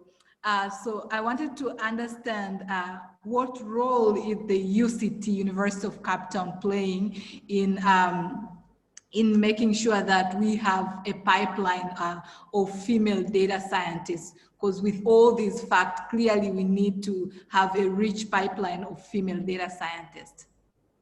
Yeah, good question. I'm sure if you read carefully in the publications that come from UCT, you'll know that in 2018, August, we launched what we call For Women by Women. It's a 21 million Rand project. We publish calls for people to apply so that they can grants and be funded for 5 years as a first instance for human capital development for women. So the projects are open only for women, and whoever wins the grant can only hire women. So the money that comes out of that, they can only hire women, and the students that get funded from those projects can only be women. Of course, the downside is we didn't get any applications from data science. But the nature of data science is such that within those projects, we've got 5 projects that are led by women in this For Women by Women projects. It is possible that we'll have data scientists in that space. This is just the first round. Our determination to develop women in science is much bigger than the 5 years. And I have to say, when we published the call, by the way, there were 3 areas of focus, and we were judging them separately. The first one was that we wanted projects that focus on disciplines where women are in short supply. And we wanted to make sure that those women who are in short, the few women who are there in those areas should get the money and work with other women elsewhere. They can work with men, but not pay them from this grant, but train students. The second area was and I guess data science would be in this first area where women are in short supply. The second area was women who do research in areas of women, in areas that are related to women. And data science would have fitted in there because in the work that you do, it lends itself to that. It's just about what's the question that you'll be asking when you apply for the grant. And in the third area where we didn't get proposals was we wanted to develop scholarship of queer scholarship that challenges the gender stereotypes, scholarship that you know, let me just put it as scholarship that challenges stereotypes, because it was scholarship that researches that area of study, and whether that could be in data science or not, it would depend on the question that's been asked. We didn't get anyone in that question. And of course, the researchers had to be women or trans or people who identify as trans or women. So that's a little that we're doing, but that's the first 5 years of For Women by Women. It's a major project that is funded through the VC strategic funds. And every August, we report on what we're doing in terms of, and my view, by the way, is that when we start developing women in science, we are also creating a possibility for a pipeline that goes into women in data science. And so my hope is that at the end of the 5 years, we can open the space specifically for women in data science and see what comes out of that.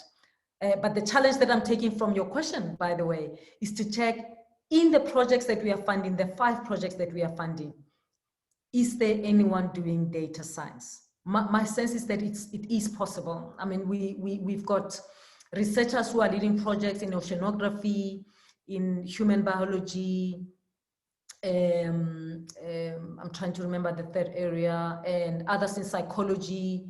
Yeah, so it's a wide range, the 5 that are there, and my suspicion is that there may be one who's focusing on data science. But here's the thing. I mean, the other thing that you pointed to, by the way, was that we should go into those areas. I mean, you know, it's easy for me to say, be brave and go for it. You know, I should have also said, you know, it's not going to be easy to do that. You know, breaking boundaries is disruptive. And when you're disruptive, even for good, it's very, you know, it's very difficult, you know. So you are sort of in the first generation of women in data science, if you like. I'm just saying first people who get in, you know, whilst the discipline is still new. And you break the boundaries, it's going to be tough. So as you can see, in doing this for Women by Women project, I didn't say data science specifically, because the problem of women in science is so large that I could only say women in areas that are women are in short supply, research in areas where women are in short supply, and hope that in that band, data science would come in, you know, and that's the backlog that we're dealing with. But to be disruptive, even just investing 21 million rands in a project like that is sort of shaking stuff, because everyone needs funding, but we've got to keep pushing. But that won't be easy. And one should always remember to say, well, it's not going to be easy, but we keep pushing as women, and accept the difficulties that come with it. I agree, it's not going to be easy. And I like the point that you made, that we need to find disruptive measures for us to be able to tackle this, in addition to the traditional measures that we are already taking. So I have three questions. One, what are the barriers you see based on your experience in your endeavors? And what is there a bright future?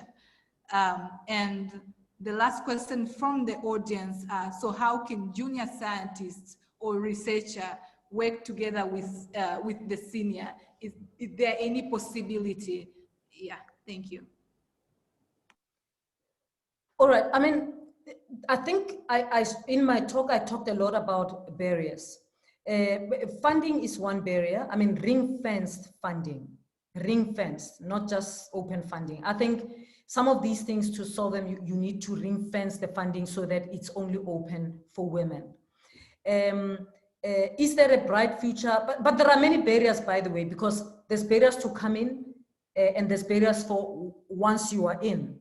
And once you are in, the barriers are common barriers. You've got to work 3 times or 100 times as hard as men to even be regarded as someone worth listening to, or being worthy of being in the team, you know. And those barriers, we've seen them all over and over again. The same barriers that are in science, you'll find them there.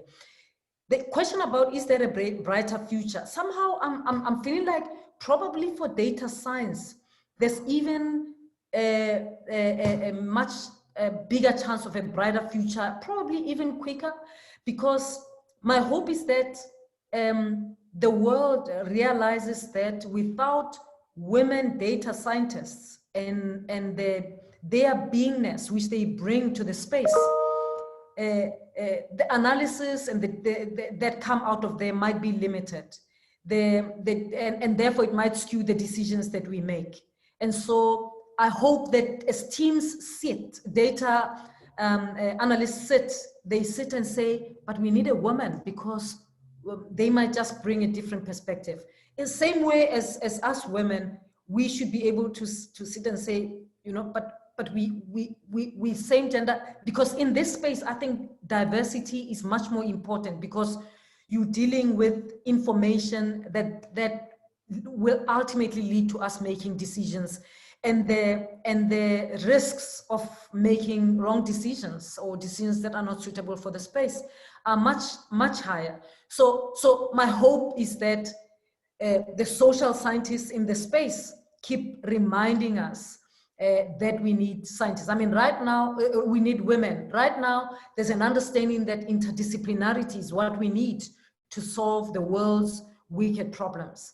And in that interdisciplinarity, my hope is that you get a voice that says, well, we need more diversity here. We need women. So we've got to create space, because otherwise the decisions that we are making are not what they are. And I think it also is for us women in data science to keep raising the flag as you read the papers, as you see the limitations. You always have to see them through the lens of who you are, because as a data scientist, you probably understand what went missing here, given who's doing the analysis.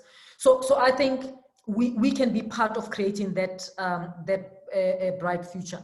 And how can junior scientists work together? I mean, work together with other experience. I think this is every team. I mean, junior scientists should volunteer to be in these teams.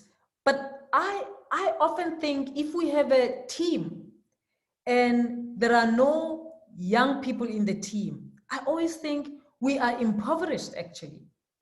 Because there's especially today, the world is changing so fast.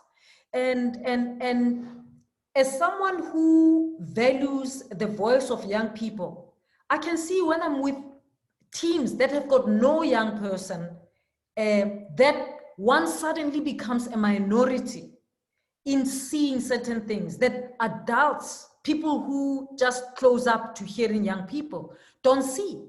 And how we can actually find ourselves in a very tricky situation simply because we have ignored the voice of junior scientists or young people in the space. And so for me, it's that diversity. And every time I talk about leadership, I talk about the importance of this diversity and inclusion in leadership, because it helps you see other parts that you wouldn't be able to see on your own. There are things that I wouldn't be able to see as a Black African, South African woman leading this university, a global university like UCT. I need other people who come from different cultures, who look different from me, who are different age, different experience. We can serve the university better. My view is that even in data science, you have situations such as that to be able to do analysis that stands the test of time, you probably need that. But I want to challenge junior scientists to get themselves in. Get yourself in the game. Don't worry about how much money you get. Get in the game. The idea is to be in the game. If the project doesn't have money, but they can give you an opportunity to participate, learn, get in there. Don't worry about the money. You will make it if you get in there and learn. Ultimately, it pays off. Thank you. Hey, thank you very much for the insight. As always, you have been in the whole of your presentation. And I take with me the fact that when we talk about interdisciplinary, we should also talk about diversity and inclusiveness. And us as women, we should be at the forefront when we talk about the diversity and inclusiveness. But as you mentioned, we should read the research. That means we should be well informed of what we preach so that we can talk with the evidence, with the number. And for my fellow junior scientists, I think you have raised a very good point that we should be ready to volunteer. We should value the experience that we are gaining rather than the amount of funding and the amount of funds that we have to take take into the pocket. So my fellow junior scientists, I give you a challenge. As this International Women's Day, we have to choose to be challenged, and we are being challenged to make sure that we are doing right networking, we are getting into the game. We do volunteer, but at any cost, we should be in the game, especially my fellow female scientists. Thank you very much, Professor. It's a pleasure to have you in this conference. Thank you very much once again. Thank you very much, Mahadia. All the best for the conference. Thank you. So next we will have Catherine. So we will resume the launching careers in data science session, and we'll have Catherine Cress. So without further ado, Catherine, welcome. Hello, hello. Let me just share my points. It's a pretty tough thing to talk after Professor Peking. Can you hear me there, Mahida? Hello? Yes. Okay. Can you hear me? Yes, we can hear you very well. Okay, great, great.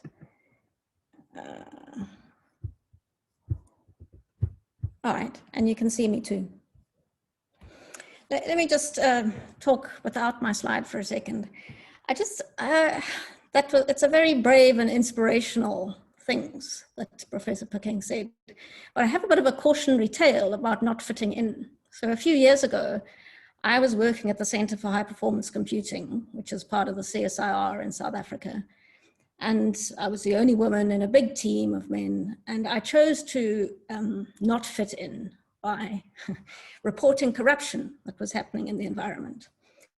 And the result was they made my life so miserable that I left in despair, and they kind of made it so I was never able to get a job in academia again. So just when it comes to being brave, make sure you've got a lot of people on your side, okay?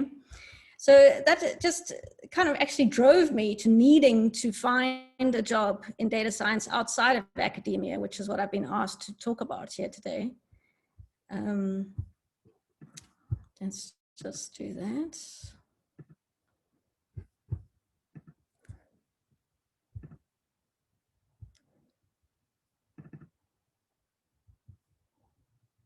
Can you see my slide, Mahida? Not yet, but there they are. There they are. Okay. So yeah, as I say, I was kind of put in a position of well, desperately needing to make money, really, which is a great motivator for launching a new career.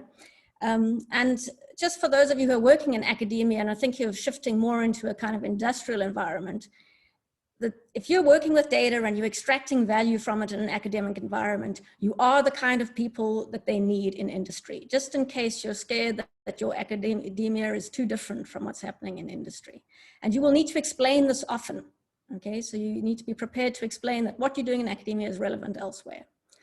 And then, yeah, just sort of really extending on what Professor Peking said is you have to put yourself out there. So the way I got my first job was I offered to give a 5-minute talk at a Python conference, and then I did, fit in by going to the social events afterwards and talking to people about what I was doing, and then they invited me to give a talk, and eventually they offered me a sort of salaried job to do data science in industry. And yeah, I mean, in South Africa, there's meetups, there's LinkedIn, there's hackathons. And even now, I think with COVID, in some ways, it's a little bit easier because people are expecting you to do things online as opposed to kind of turn up. So if you're in a slightly obscure part of Africa, you can turn up online on some of these kinds of things. So that's number 2, definitely putting yourself out there. And even if you're not wanting to do a lot of coding yourself, I would definitely recommend coding practice. You go to Kaggle, you look at what real life problems are, you look at the code, and you actually try and solve problems using code. And it's towards data science, which is great, but don't just try and use the tools that other people use. So what I did is I worked through all of the pandas documentation to find out what tools were available, okay? So, and that's something I think, it's like going to the gym. You kind of need to do it every day. So even if you're managing people who are doing this stuff, you're understanding what they're encountering in their coding problems. And then kind of in industry, there's a big disconnect between the data engineers and the data scientists. But my recommendation is be a data engineer too. And this is a good way to get jobs, right? So you need to be familiar with SQL, lots of data stored in old databases where you can either go to the IT guy and ask him to get the data out for you, which takes forever, or you can learn a bit of SQL, get it out yourself, and you can run that all from with a nice Python Jupyter notebook or whatever. And I was surprised to learn this, but being very efficient to spreadsheets is good. Lots of my data came in spreadsheets. Doing Linux scripting can save you kind of months of work. And very important, a lot of the data problems in industry are not solved by fancy neural networks or whatever. They're solved by like visualizing the data and organizing the data. So, you know, if you ask if there's a job for a data manager in a, as a data scientist, definitely, but as long as you can get to the point where you can explain the sort of insights that you get from those, and learning to do visualization is really important. And also dashboards, you know, if you can, so like in Python, there's some nice Python wrappers around some kind of JavaScript where we'll put things straight into a browser for people to see your results straight away. And so that's a very impressive thing to, if you can put your results in, like in a browser environment and it updates in real time. And it's not actually that difficult. So there's nice, you know, Python Dash, R as well, there's Shiny. I would recommend sort of going more for the Python just because it's more versatile on the data engineering side. Okay, and then if you're looking for jobs in industry, certainly in South Africa, I suspect it's the same in the rest of Africa, the vendors of software tools often are very close to people in other companies and will be trying to sell them fancy software tools where they'll promise that you can kind of press a artificial intelligence button and out will pop insight. So it's your role to explain to people that it's probably much better to spend money on a data scientist who understands the data rather than a sort of software tool where you say pay 2 million rand a year license, which allows you basically to do some drag and dropping rather than kind of writing the Python code, and then it sort of calls the Python code underneath. So I would recommend that you Google data platforms and see what these kind of data platforms are providing, because that's where lots of companies are actually prepared to spend money on these kind of software tools, where I think it's actually much better that they spend the money on the people who understand the data. But make sure that you can do quite a lot of the things that are done in these data platforms in a bit of Python code, okay?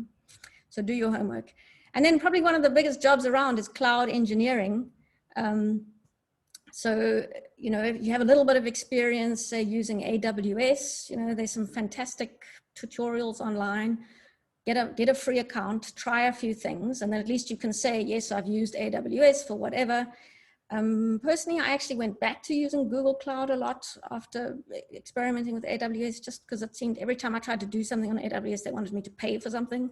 But, you know, maybe that was my limitation. But actually definitely being able to say you have some cloud experience is good.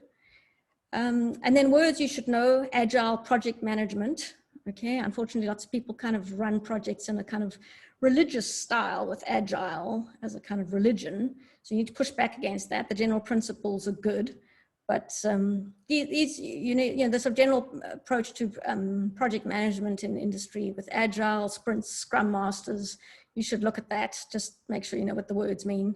And then also understanding containers, container orchestration, and maybe something like Jira, the kind of ticketing systems that people use. But just as my kind of final comment here is that if you are working in academic science is cool, okay? And, you know, getting people to buy more stuff or borrow more money, I think ultimately is less cool. That's not to say I haven't worked on some cool other data science projects, but like, you know, in public safety and this kind of thing, which are quite inspiring. But don't underestimate how cool it is to be doing real academic science, where for me, I was an astrophysicist discovering, you know, the nature of dark matter and stuff. Okay, I'm going to stop there and take some questions. Thank you very much, Catherine. I think that was very insightful, and I understand you have stressed on the point that as junior scientists, we need to keep learning, because whatever you were explaining, and then I just got into mind that we need to update our skills. We need to understand what is in the game, and we need to constantly learn. I like the idea you spot out that we need to be data engineers too, because oftentimes we'll need to request data, but rather if we are able to learn SQL, liner scripting, we will be able to get the data ourselves and also reduce the time that we have to wait. But I also like the fact that you stress that the data scientist should also be good communicator. It's not enough to only build models, but you should be able to communicate well your insights. So I like that point too. And also, last but not least, with the experience you shared in trying to fit in, I like the idea that you are giving us all to be bold, brave, and to be able to speak up whenever necessary and timely. Thank you very much for that, Catherine. So we have one question, and I'll give you 30 seconds, like 1 minute each to respond to both speakers. So I'll start with you, Catherine. Somebody asked, can someone who works in a big data analytics be a data scientist, or is there a different professional name for someone working in big data? Yeah. I can have a go at that one.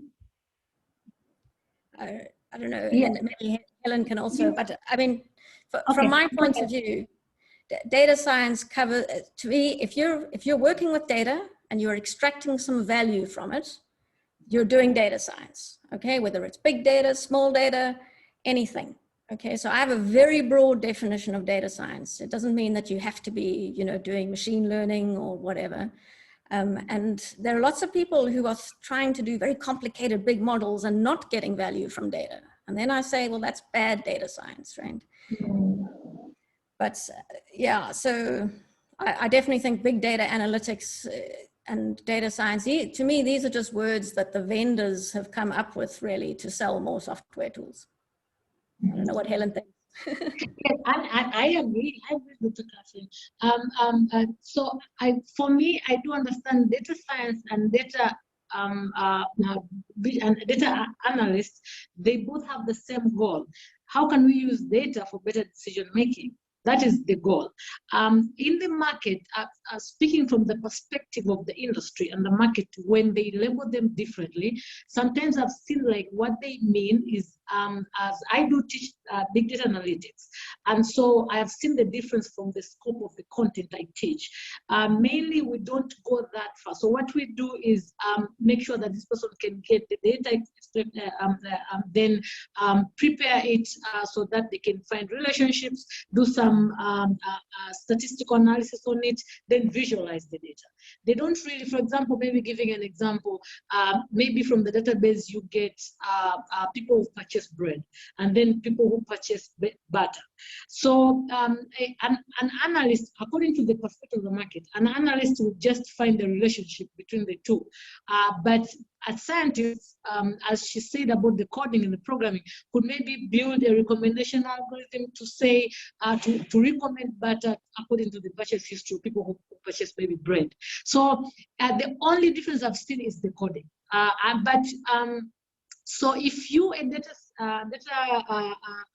analyst, and then you can code, you can design models, you can do all these things, you're a data scientist. It's essentially the same thing. So maybe that would be where the difference is, but otherwise, same thing. And so the conversion for those who just end on the visualizing the data and then just finding meaning of the data and doing all this, cleaning the data, if they go beyond and get onto all these algorithms and then learn how to code and everything, then you're data scientists. But I've seen people who do a lot of algorithms, a lot of coding, a lot of programming, and then they call themselves analysts. I mean, you're already a scientist. So it's complementary, they complement each other, they work together, same thing. Thank you, Helen. I like both that you stress that these are like brands and what we put into the market so that we can attract people. But literally, they all mean almost similar thing. So, and then I have one question and I'll give it to Catherine. Catherine, we have one question from audience. What are the opportunities for fully remote work in data science consulting, even under ordinary circumstances when it's not during a pandemic? Sure. I mean, they're really, really good, especially now. Actually, this is a positive thing that's come out of COVID, is that I actually started a new job right in the middle of COVID and had to hire a team of 12 people without meeting any of them. And they were situated all over the place. And we all worked online, and I'd never met them in person. And I had to hiring them was quite difficult because it's sort of difficult to get a feel for people. But yeah, it was, wow. I think the opportunities are really good. Wow, thank you. So Catherine stressed that the opportunities are real good, and she actually talk her through her experience. But I will also be a testimony. I've also got a lot of work online without meeting any people and worked as a consultant. And maybe just one thing, how you brand yourself is very important in getting consultants work in general. So thank you very much, both Catherine and Helen. Both sessions were insightful, and we are glad that you spare time till this time to resume the session. Thank you very much. Next is Amel. So we are going to have next session on young girls in data science, passing the baton and being, what does it mean being Black in data science? Our session is going to be moderated by Amel. Amel, welcome. You have 10 minutes for this session before we go for networking. All right, thank you very much, Madia, and thanks, Catherine and Helen, for this sharing these insights. So as Madia said, we're going to shift gears a little bit and talk about young women and young girls in data science. And our speakers for these sessions are going to be Jania Adams, who is a PhD student at University of Pennsylvania doing research in cancer genomics. And she's also very passionate about connecting women who are computational biologists, and she's the founder of Black Women in Computational Biology. And the second speaker is Winfred Gatua, and excuse me if I'm mispronouncing your names. Winfred is a master's student at UCP, Kenya, and she's also part of the East African Network for Bioinformatics. Why don't we start with Jania, if you're ready.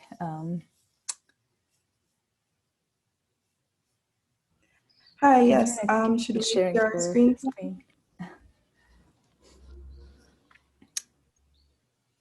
Let's just give Catherine a couple of minutes so that she stops sharing her screen.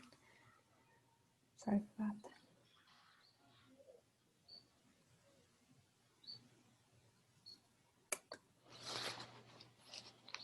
Catherine, you're still sharing your screen. Could you please stop sharing?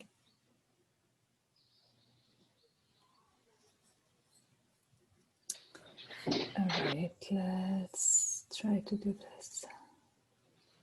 Great, can see Winfred. Is Jania here? Yes, I'm here. All right, cool. Do you see our slides? We do, yes, go ahead. Okay. Great, well, thank you everyone, Amel, for introducing us and the entire Women in Data Science community for inviting us here today. My name is Janae Imani Adams. And I'm here today with Winfred. Winfred, if you'd like to say hi. Hi, I'm Winfred Gatua. Thank you.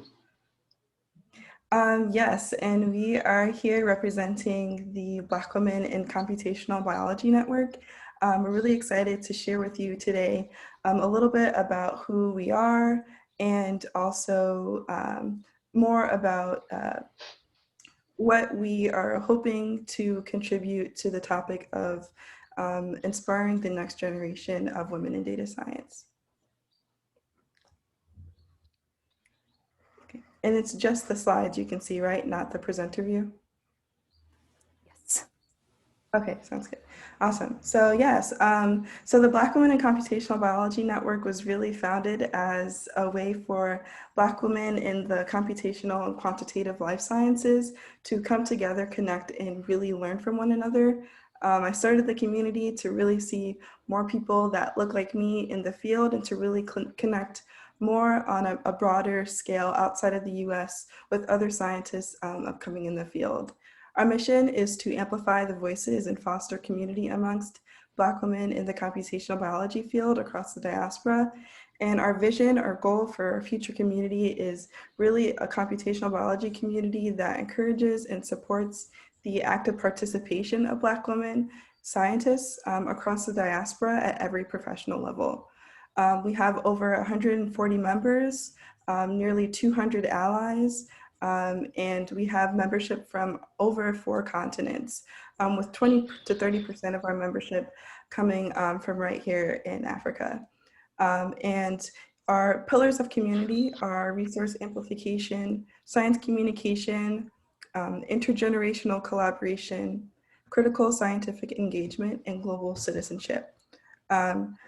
Today, we'll focus on these 2 here, how we're really hoping to engage the scientific community in a unique way that really builds bridges with the rest of the global community across the diaspora. Yeah, so thank you very much. And I would like to talk about our lessons and experiences from being a Black woman in data science. And one of the things that really stood out is the fact that it is very difficult being the first and the only one in the immediate environment. And therefore, as a community, we are recommending that there is more work that needs to be done, especially with regards to equity, diversity, and inclusion criteria. Besides that, is that we as Black women and also women in data science is that we face lots of barriers, as already mentioned by Prof. Basically, this includes social and also cultural barriers that hinder us from progressing in our careers in data science. And one of the things is that we realize that a number of times we feel not accepted within the data science community. And another reason is the fact that most of the time you realize that probably people may not take us very seriously as real scientists. And therefore, as a community, we are still fighting for global inclusion of all Black women scientists. Absolutely. And some of the ways that we continue to work towards some of these goals or mitigating some of the effects of these barriers is through what we call initiative boards within the network, or basically like subcommittees that are focused on particular issues or tasks that we are moving forward in our network. One of them is the Seminar and Workshop Board. If you've heard of the Black Women in Computational Biology Network, you've probably been invited to or heard about our Black in Comp Bio seminar series, or been invited to one of our seminars or panel seminars. Here is the Navigating the Ethical Landscape of Being a Black Woman Scientist in Big Data. And we invited panelists to really just talk through and discuss and really just kind of be the interface between the scientific community and our network, and really just kind of create a safe space for engaging, for asking questions, and for learning from one another. Another way that we do this is through our Pathways to Computational Biology Board, or it used to be called our Graduate School Resources Board, but we're really broadening the scope here and focusing on what can we do to help other Black women in the field get to their next step of their career. So whether they're an undergraduate, they're looking for postgraduate opportunities, or they're a postdoc looking for that next faculty position. We're really working at the kind of like the junctions of each of those milestones and hoping to provide a bridge and share resources in those areas. So we have blogs out now that are really just focused on the graduate school experience, but we really hope to expand that to other experiences as well.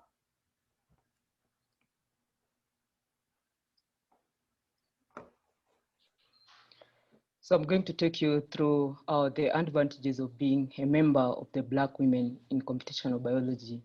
And as you've realized initially is that we're almost nearing 150 members, and therefore each member is entitled to receive a monthly newsletter, which entails the update of the community. And in addition to that, you've access to the Slack workspace with all the members in there, and also you've also got access to virtual global meetups, for instance, the seminars, the webinars, and the workshops. And in addition to that, also something like a journal club. And besides that is that with networking events, for instance, the coffee chats, ideally coffee chat entails randomly pairing individuals with a particular interest, and they get to know one another on one-on-one scale, and they are also able to grow their personal networks. In addition to that is that we also have mentoring circles, which entails individuals at different levels of professionalism, and therefore you're able to grow being an undergraduate, get to hear from a postdoc, from one in academia, from one in industry, and that motivates an individual to continually pursue their career.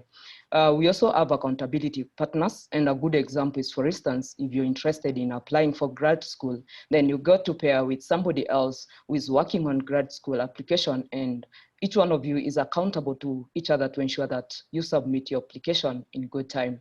We also have a very extensive ally network. So ally, this means these are friends who do not exclusively identify as members of Black women in computational biology, but rather they are willing to be part of us and also support us in various ways to ensure that women are encouraged to pursue STEM courses. And as well, we also have collaborative learning, and as it stands is that it's free to join the community as for now. However, in future, it will be at a subscription, which is already subsidized at a fee. Thank you. Yeah, so how does the future of Black women in computational biology look like? So we continually grow the global membership of the community, and as well, we also look forward to growing partnerships and also sponsors of our community to ensure that our programs are well learning. Then in addition to that is that we continually grow and increase the visibility of Black women in data science by allowing them to present their work. Yeah, and we add actually the data science broadly to ensure that Black women data scientists are supported within their community. And one point that I would like to stress is that if you recruit us, make sure you retain us. Absolutely, and those are great points. And moving forward, Sorry, if you can wrap up quick. Yes. Oh, sure, yeah. This is our last slide. Yeah. So yeah, I give you like 40 seconds to wrap up. Oh yeah, sure, yes, absolutely. So yeah, basically our take-home message for young girls in the future is to really trust your multifaceted nature. As biological data scientists, oftentimes we come from many different backgrounds, we really want to encourage the next generation to just be brave and stick to environments where you can bring all of yourself and not have to leave some of yourself. Really feel supported in those spaces. Practice holding on to your voice early on, knowing who you are and advocating for yourself. And finally, just continue to reach as you climb. So as you get to the next level in your professional career, make sure you're uplifting and bringing along the community where you came from as well. And yes, we just wanted to thank everyone again for your time. Please follow us on Twitter, the network. Feel free to email, and here's our information individually as well. But please do visit our website and learn more about our community. Thank you. Thank you. Thank you very much, Winfred and Chine, for this great presentation. There are a couple of questions in the chat box. Maria, do we have a couple of minutes to take questions? So, because the next session is networking, so I would advise is that because what is going to happen, we are going to be automatically being grouped into networking rooms. Mm-hmm. So I would, and the speakers will need to distribute themselves across rooms.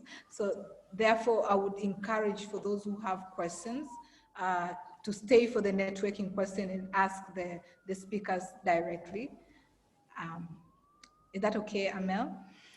Sure, maybe just one question, because I see it coming in the chat.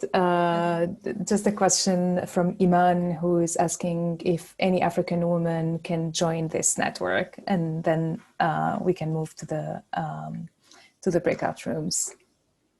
If you can answer that question real quick.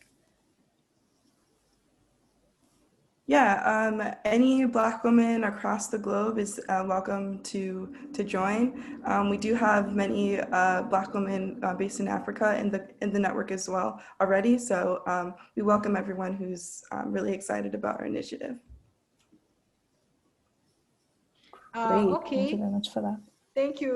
Thank you very much, and Jenia. And I think that the audience have learned that anyone is able to join, the Black women are able to join to the network. And please stay for the networking session so that you can ask more specific section on how you can be able to join.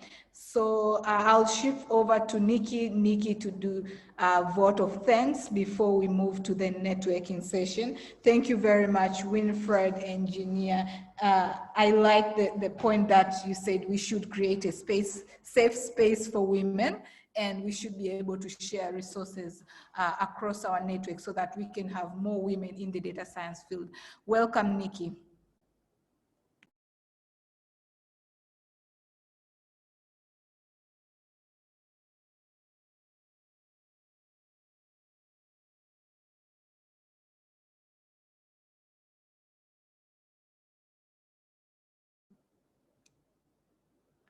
Nikki?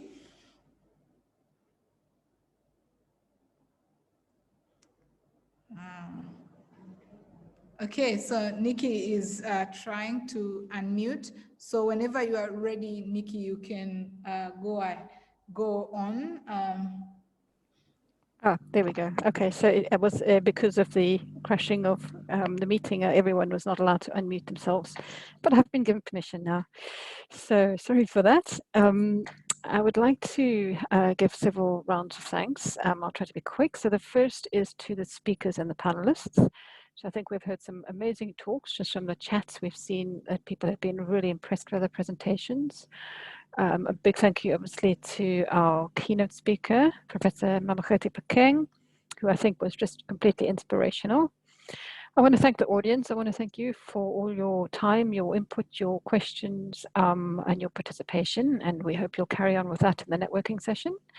And then last but absolutely not least, the organizers. So I mentioned them in the beginning, but I want to really just say a huge thank you again to Pabalo Choka, who, because he's a male, he wasn't allowed to be involved in the actual speaking here, but he is just amazing behind the scenes and really has put this whole event together with the help of this committee. So Caleb Kibbett, Mahadia, who you've been hearing from, thank you for chairing the meeting. Jackie O'Neill has been helping us, and Amel also. So that's the organizing committee, and without them, this event would not have taken place. So I'd like you to join the networking session. It will be not too long, hopefully, but we really, I think it sounds like there's an opportunity, that a need and a want for people to speak to each other, get together, and actually form a data science community here in Africa. So that is my closing, and I do hope that you enjoy the networking session, and we'll also join the main event in Stanford. So hopefully we'll all see you there. And I'm going to hand you back now to Macharia to figure out, to let you figure out how to get into your breakout networking sessions. So thanks once again. Thank you very much, Nikki. So we will be automatically moved to the breakout sessions, 21 people each. And please, I would like